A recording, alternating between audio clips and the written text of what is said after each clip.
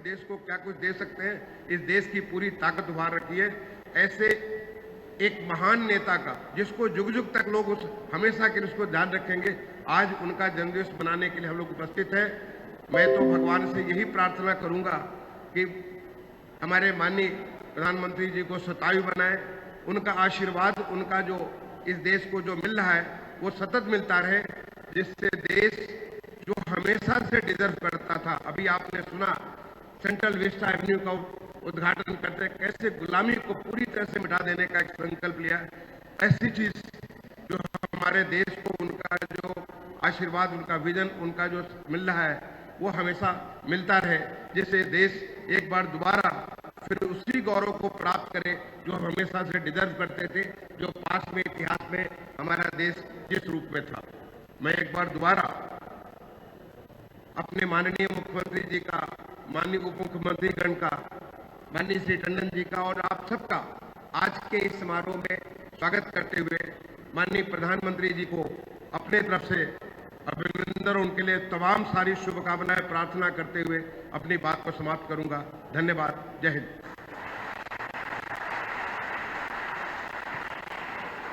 बहुत बहुत धन्यवाद महोदय आपकी मंगल कामनाओं के लिए।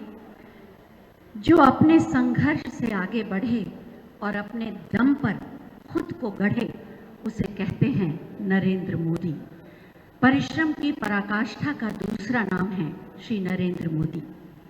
मैं माननीय उप मुख्यमंत्री माननीय श्री ब्रजेश पाठक जी से अनुरोध करूंगी कि अपनी भावनाओं को व्यक्त करने की कृपा करें।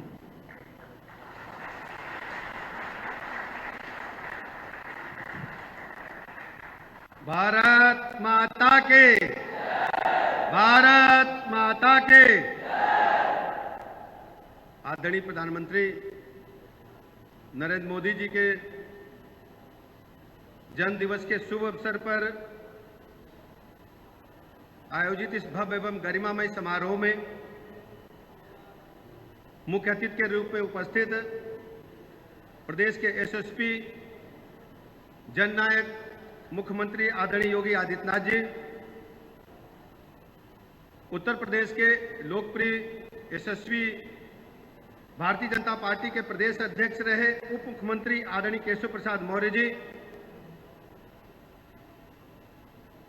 माननीय विधायक हमारे साथ मंत्री रहे भारतीय जनता पार्टी के वरिष्ठ नेता आदरणीय गोपाल टंडन जी, सदस्य विधान परिषद आदरणीय मुकेश शर्मा जी,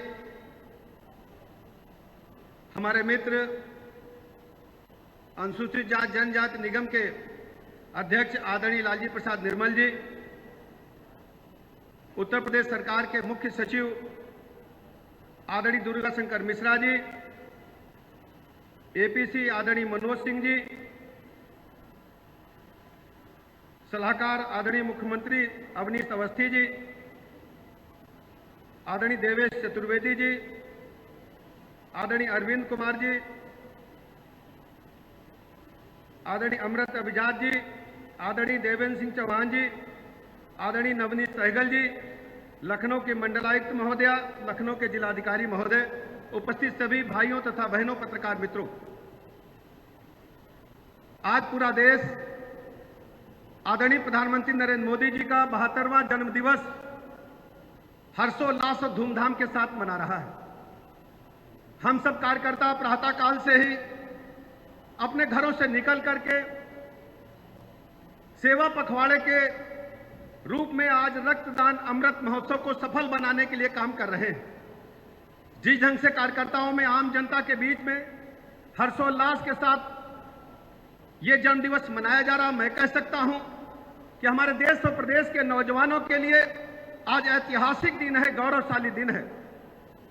2014 से पहले भारत के बारे में यदि हम सब सोचें तो दुनिया के पैमाने पर भारत की वो साख नहीं थी जो आदरणीय प्रधानमंत्री नरेंद्र मोदी जी के बाद पूरे दुनिया के पैमाने पर भारत का रुतबा बढ़ा है। आदरणीय प्रधानमंत्री जी ने जब 2014 में देश की कमान संभाली तो उनके सामने दो चुनौतियां थी। एक चुनौती तो भारत के अंदर आम आदमी के जीवन में, गरीब आदमी के जीवन में, वंचित आदमी के जीवन में उत्थान लाना था, और दूसरी चुनौती दुनिया के पैमाने पर भारत की साख को आगे बढ़ाना था।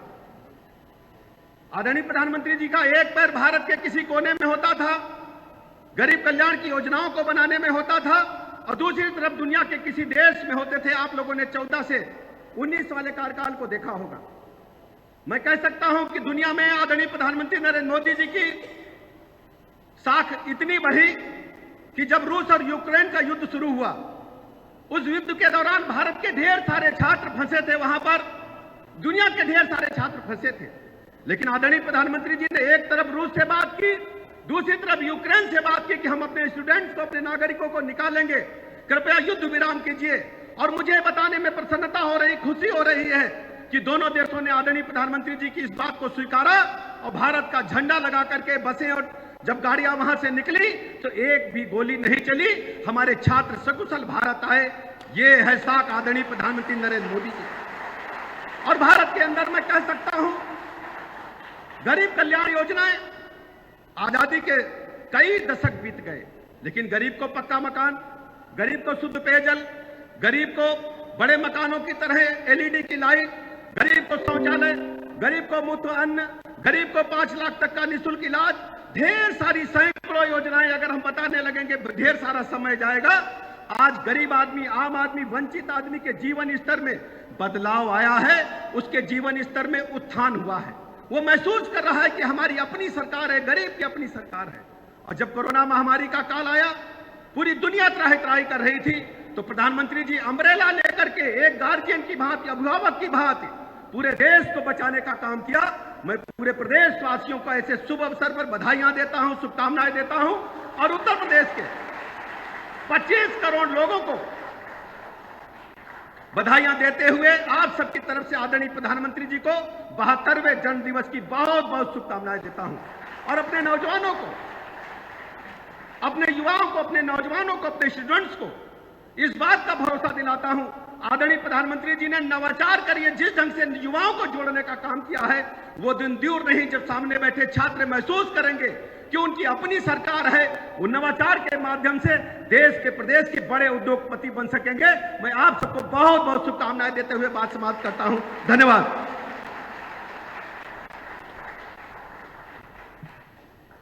बहुत बहुत धन्यवाद माननीय, आपकी मंगल कामनाओं के लिए। अपने मन में एक लक्ष्य लिए, मंजिल अपनी प्रत्यक्ष लिए, हम तोड़ रहे हैं जंजीरें, हम बदल रहे हैं तस्वीरें। ये नवयुग है, नव भारत है, खुद लिखेंगे अपनी तकदीरें। साहस और दृढ़ संकल्प का प्रतीक हैं माननीय श्री नरेंद्र मोदी जी। अब मैं माननीय उप मुख्यमंत्री माननीय श्री केशव प्रसाद मौर्य जी से अनुरोध करूंगी कि अपनी मंगल कामनाएं प्रेषित करें। बोलिए भारत माता की। आज का दिन हम सब भारतवासियों के लिए, प्रदेशवासियों के लिए अत्यधिक महत्वपूर्ण दिन है। और ऐसे महत्वपूर्ण दिन जब देव शिल्पी भगवान विश्वकर्मा की जयंती और देश के माननीय प्रधानमंत्री श्री माननीय नरेंद्र मोदी जी का जन्मदिवस है, ऐसे अवसर पर इस वृथिका का, जिसको अभी हम लोग सांकेतिक रूप से देखते हुए आ रहे हैं, जिसका माननीय मुख्यमंत्री आदरणीय योगी आदित्यनाथ जी के करकमलों से आज यह शुभारंभ हुआ है। और ऐसे कार्यक्रम में आप सबकी उपस्थिति यह गौरव को बढ़ाने वाली है। मैं आज के इस समारोह में माननीय मुख्यमंत्री जी, जिनकी प्रेरणा से हम सब यहाँ पर काम कर रहे हैं, हमारे उप मुख्यमंत्री साथी श्री ब्रजेश पाठक जी, हमारे विधानसभा के यशस्वी सदस्य, पार्टी के नेता श्री गोपाल टंडन जी, भारतीय जनता पार्टी लखनऊ महानगर के अध्यक्ष और विधान परिषद के सदस्य श्री मुकेश शर्मा जी, हमारे उत्तर प्रदेश के मुख्य सचिव श्रीमान दुर्गा शंकर मिश्र जी, उनको भी आपने सुना भी है। मंच पर हमारे सभी वरिष्ठ अधिकारी, सामने बैठे हुए तमाम सारे पदाधिकारी और वरिष्ठ जन, क्योंकि आज जन्मदिन का कोई समारोह जैसा मनाने का माननीय प्रधानमंत्री जी की यही भावना रहती है कि समारोह नहीं, जब भी अवसर मिले तो सेवा करो। और भारतीय जनता पार्टी के राष्ट्रीय नेतृत्व ने और केंद्र सरकार के, प्रदेश सरकार के सभी विभागों ने माननीय प्रधानमंत्री जी के जन्म दिवस 17 सितंबर से गांधी जी की जयंती 2 अक्टूबर तक सेवा पखवाड़ा इस रूप में मनाने का एक जो निर्णय लिया है, उस निर्णय के क्रम में आज यहाँ पर यह वेदिका, जहाँ पर माननीय प्रधानमंत्री श्री नरेंद्र मोदी जी के जीवन से जुड़ा हुआ बहुत कुछ है, जिसे भी समाज की, देश की सेवा करना है, उसे सीखने का अवसर है, जो बिना थके, बिना रुके, जो मेरी सूचना है उस सूचना के हिसाब से जब से माननीय प्रधानमंत्री जी मुख्यमंत्री बने थे 2003 में, प्रधानमंत्री बनने के बाद से लेकर के, मुख्यमंत्री बनने के बाद से लेकर के प्रधानमंत्री तक की यात्रा में बिना एक दिन का अवकाश लिए जिन्होंने अपना हर पल, हर क्षण देश के लिए और समाज के लिए समर्पित किया है, ऐसा आदर्श नेता पूरी दुनिया में दूसरा कोई नहीं है। मैं अपने आदर्श नेता, अपने प्रेरणापुंज माननीय प्रधानमंत्री श्री नरेंद्र मोदी जी को जन्म दिवस की शुभकामनाएं देता हूं। भगवान से प्रार्थना करता हूं उन्हें सदा स्वस्थ रखें, दीर्घायु करें और हमारी भी आयु माननीय प्रधानमंत्री जी के साथ जुड़ जाए और वह सदा हम सबका, देश का नेतृत्व करे, ऐसी हम कामना करते हैं। आज मुझे इस बात को, अभी मैं जब अंदर आ रहा था, यहां से दिखाई दे रहा है गुजरात मॉडल। या गुजरात मॉडल क्या है? गुजरात मॉडल माने विकास का मॉडल, सुशासन का मॉडल, सेवा का मॉडल, गरीब कल्याण का मॉडल।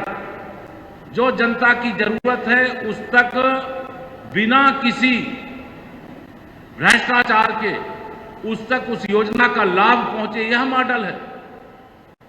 और आज हिंदुस्तान का मॉडल पूरी दुनिया के लिए, जैसे गुजरात का मॉडल आज पूरा देश अपनाया है और उत्तर प्रदेश में भी हम उस गुजरात मॉडल को आदरणीय योगी आदित्यनाथ जी के नेतृत्व में आगे बढ़ाने का काम कर रहे हैं, सुशासन देने का काम कर रहे हैं, विकास करने का काम कर रहे हैं, भ्रष्टाचार पर लगाम लगाने का काम कर रहे हैं, गरीब कल्याण के लिए पूरी तरह से योजनाओं को समर्पित करने का काम कर रहे हैं।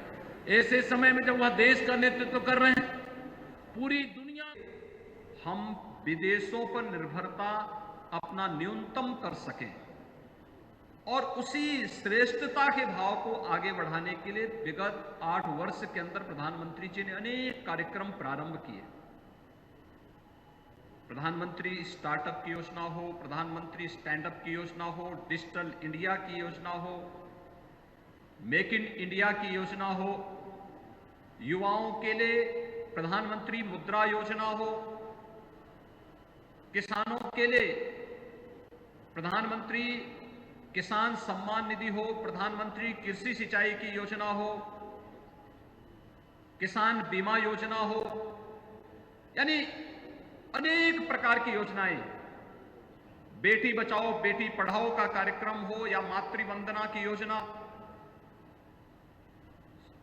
समाज जीवन के प्रत्येक तबके को ध्यान में रख करके बनी हुई योजनाएं जनधन अकाउंट से प्रारंभ होती हैं और ये चलते चलते आज प्रधानमंत्री किसान सम्मान निधि या फिर आयुष्मान भारत जैसी योजनाओं के माध्यम से भी हर एक नागरिक के जीवन में बिना किसी भेदभाव के परिवर्तन करते हुए हम इस योजनाओं का लाभ देख सकते हैं।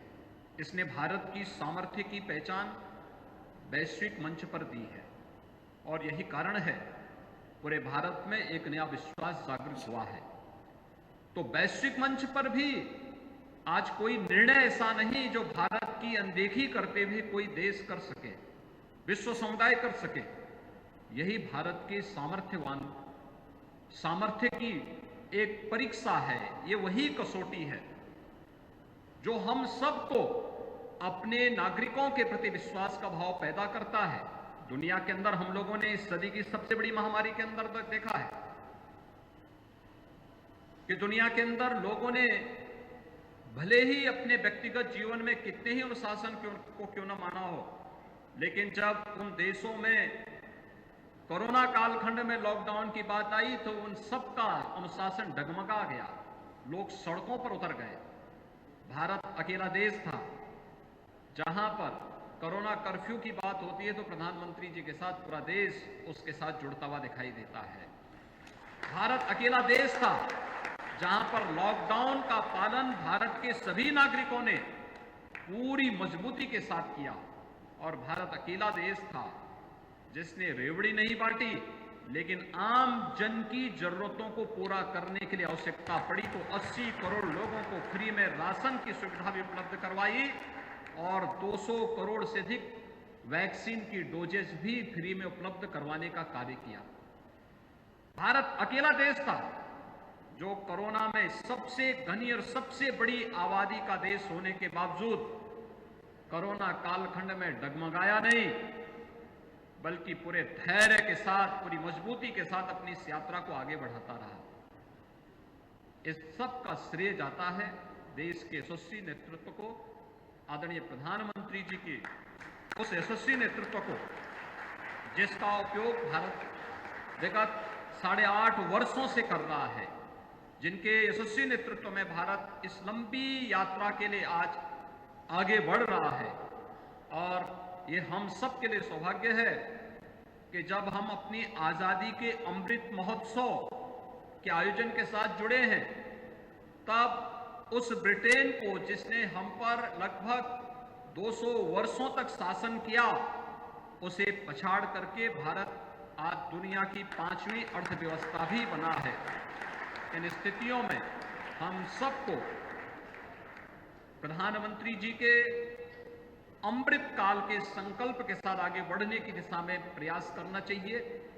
चित्र प्रदर्शनी जो सूचना विभाग उत्तर प्रदेश शासन ने यहां पर लगाई है, विद्यार्थियों को, स्कूली बच्चों को यहां पर लाने की व्यवस्था, अलग अलग तबके के नागरिकों को इस चित्र प्रदर्शनी के माध्यम से जोड़ने और आदरणीय प्रधानमंत्री जी के प्रेरणादायी व्यक्तित्व और कृतित्व से उन सबको अवगत कराने की दिशा में अच्छे प्रयास होने चाहिए।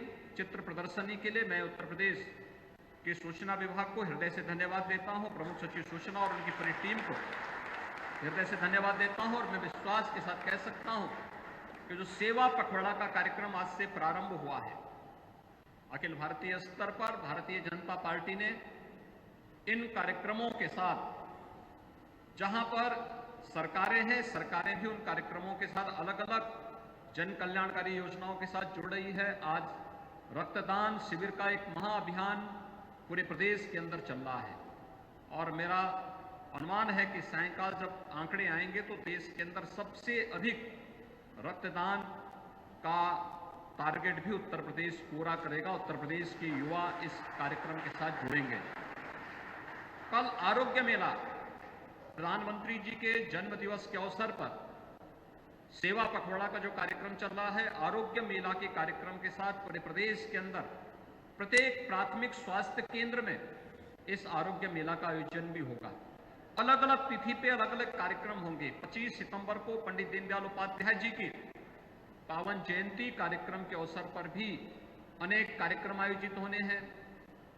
इस श्रृंखला आगे बढ़ती हुई 2 अक्टूबर को राष्ट्रपिता महात्मा गांधी की पावन जयंती के कार्यक्रम के साथ सभी आयोजन होंगे। सेवा पखवाड़ा का ये कार्यक्रम 15 दिनों तक अनेक प्रकार के प्रेरणादायी आयोजनों के साथ जुड़ करके प्रत्येक देशवासी के अंदर सेवा, अनुशासन और राष्ट्र के प्रति समर्पण का एक भाव पैदा करते हुए उन्हें आगे बढ़ने की प्रेरणा प्रदान करेगा।